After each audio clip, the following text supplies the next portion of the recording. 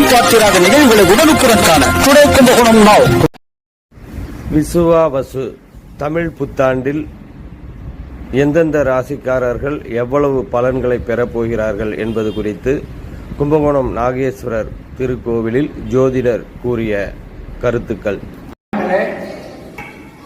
முதல்ல அஸ்வினி நட்சத்திரத்திற்கு 3-0-1. அப்ப முதல் 4 மாசம் நான் சிறப்பாக, அப்புறம் மத்தியமமாக.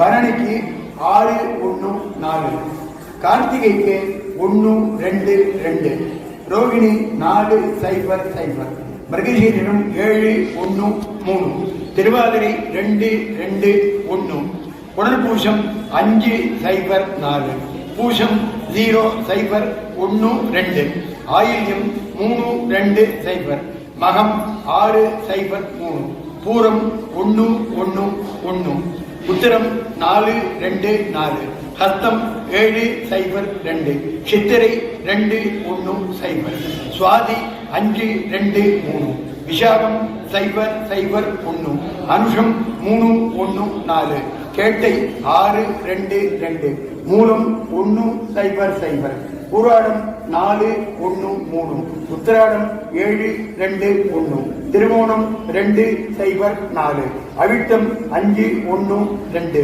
சதயம் 0-2-0, பூரட்டாதி 3-0-3, உத்திரட்டாதி 6-1-1, ரேவதி 1-2-4.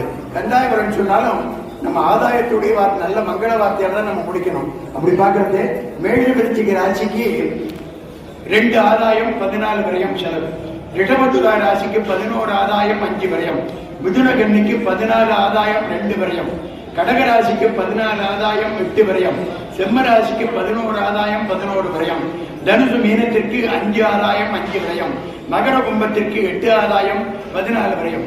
ஆக மொத்த ஆதாயம் 65, விரயம் 59. அதனால லாபம் சிறப்பாக இருக்கிறது.